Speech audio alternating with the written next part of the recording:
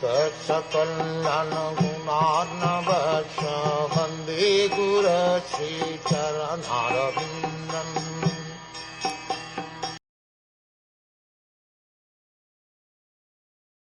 Because of our family relationship, when Lord Siva addresses me as Dakshayani, I at once become morose, and my jolliness and my smile at once disappear.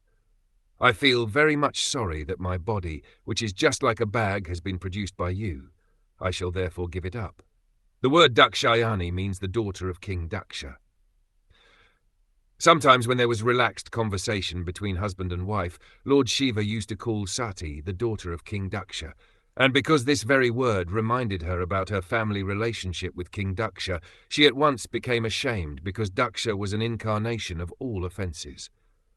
Daksha was the embodiment of envy, for he unnecessarily blasphemed a great personality, Lord Shiva.